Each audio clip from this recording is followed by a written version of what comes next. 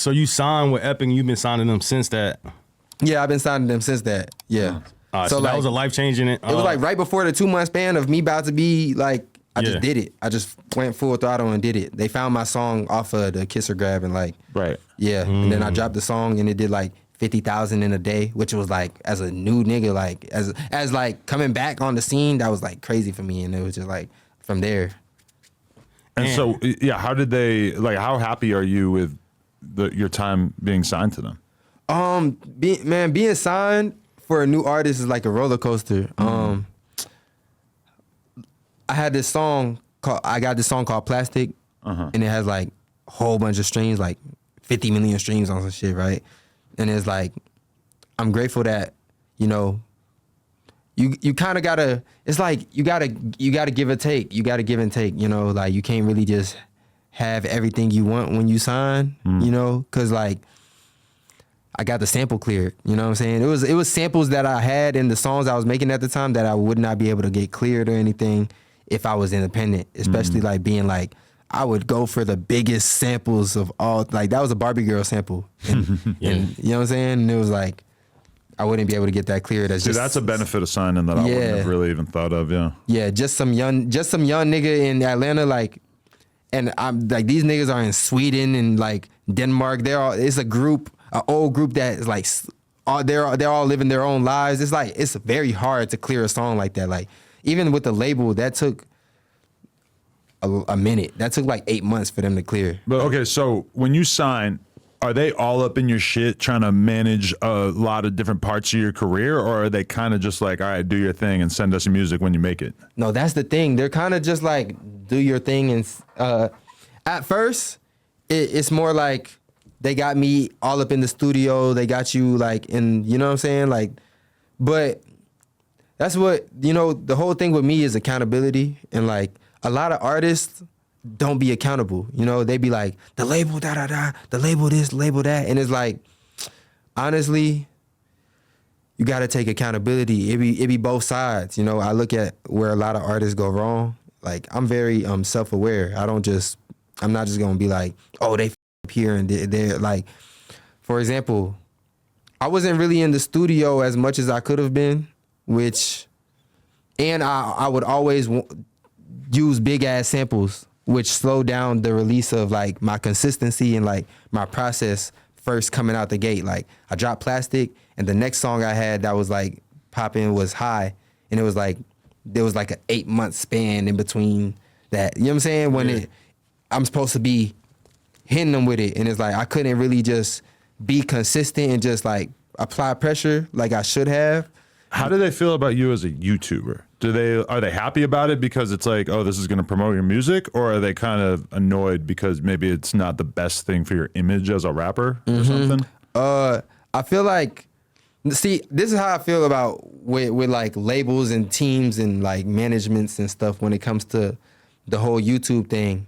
It's like, okay, motherfuckers will be like, yo, don't like do this, or like, oh, the stuff you're doing with like this, don't really be on that because, you know, you want to be serious as an artist and da-da-da. And then like, let's say I drop a YouTube video and it does like 5 million views and the intro song is my song. And everybody's like, what's this song? What's this song? And it has the song going crazy. Then niggas is like, yeah, you gotta, like, that's smart. That's smart. You see what I'm saying? So it's kind of like, that's what made me kind of feel like I'm going to just do what I want to do, because I did have times and periods of times where I did listen to the label or whatever, you know. I'm not the type of nigga that want to throw the label under the bus or nothing like that, because, you know, but sometimes I did take that to an account, and I was like, okay, I'm going to just chill off the YouTube shit and just go, you know, try to be full, like, just chill off the YouTube shit. And it's like, when shit wasn't as engaging and I didn't have the engagement and shit, now niggas want to like back off you, or like they don't want to, you know what I'm saying, push you like that, is because it's like your engagement not there. You know what I'm saying? So it's kind of like, the fuck, like when I'm doing all of me, the engagement be through the roof, and y'all want to push the music and shit because the YouTube brings shit to the music. Like, you know, like I brought hella views to Plastic off of me doing YouTube. Plastic blew up off of me and my brother doing like shit on TikTok, and it became a trend out of nowhere. You know what I'm saying? So like, if I wasn't so involved with like the creator aspect of things and like just doing what I do on social media, it's a lot of shit that wouldn't have happened, you know, for my career. Did your brother have any? Because your brother's King Imprint. Yeah. And so he was doing his thing before you a little bit. Yeah, right? he was doing his thing before me, dancing. But it's just I just never wanted to be a dancer. But of course I'm gonna get dragged into that world a little bit. That's my blood brother. So it's like, yeah, like.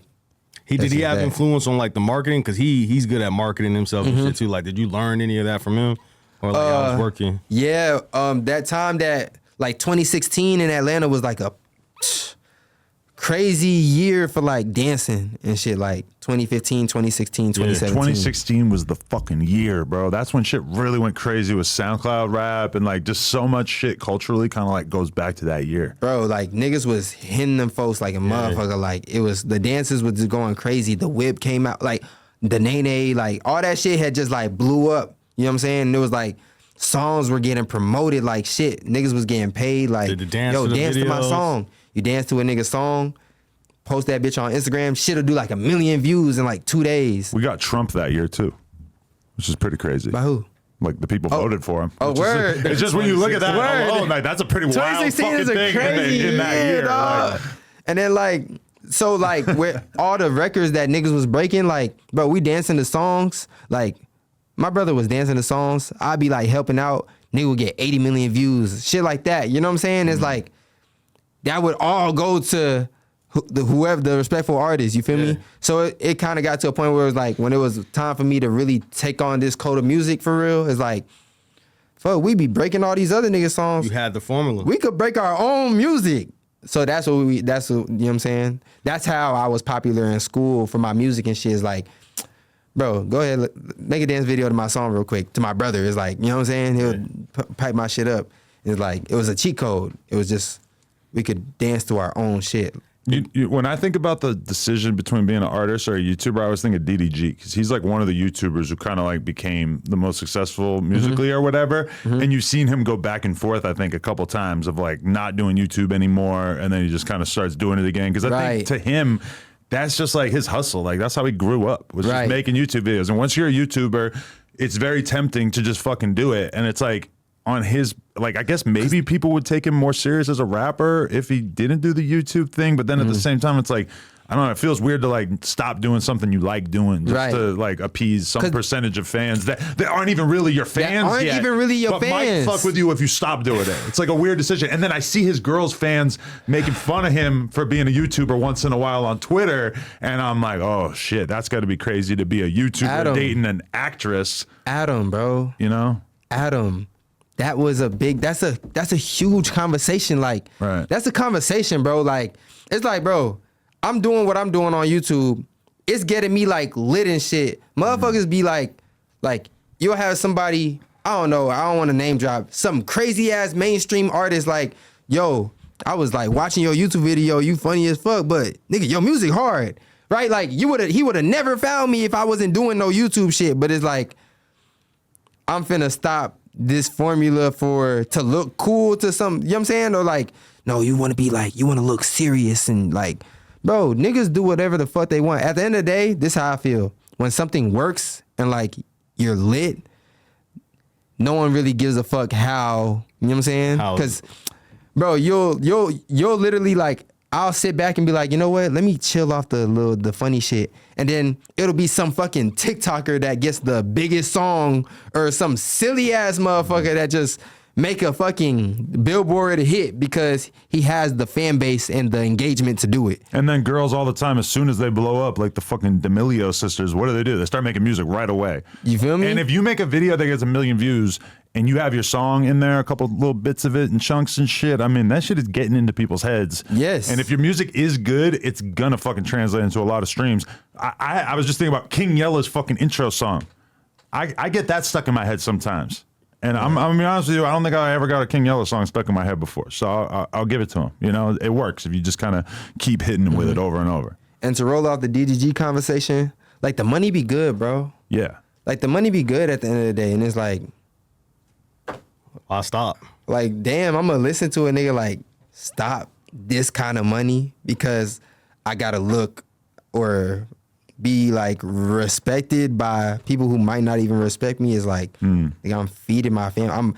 I'm funding my music career. And when you sign, you get an upfront amount of money, but then you stop getting the money from your streams and shit. So it's like you're looking at the YouTube thing. It's like, oh, this is how I can hustle right now. And at the time, was Epic, they didn't have anything to do with your YouTube. That was all you, right? All me. Right. Yeah. All me. And it's like, yeah, I signed.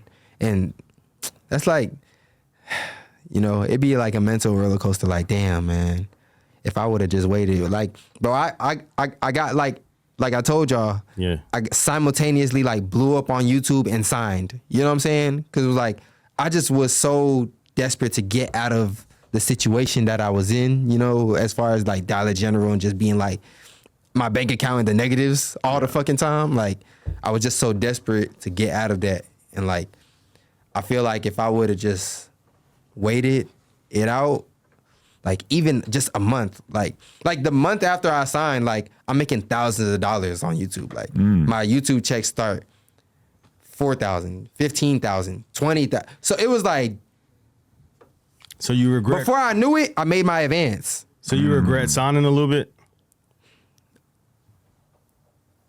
I mean, you might have been able to sign to the same label a couple months later for more More money. money. Before I knew it, I made my advance. Right. So it's like, damn.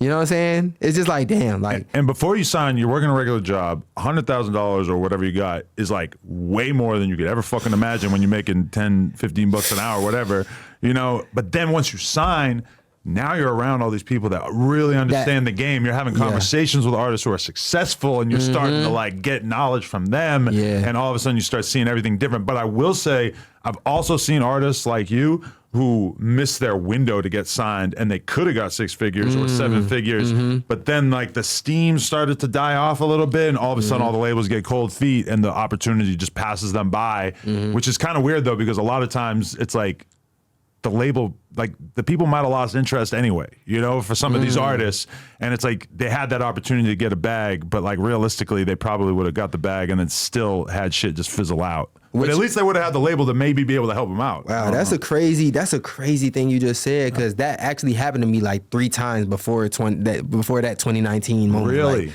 That's meeting up with interesting. label, hella great, and then I like lose steam because let's just wait, and you know what I'm saying, let's keep, and it's like, you know, so I like at that point I was just like, fuck that, like Take this. I'm taking this, like I gotta take my window, you feel me?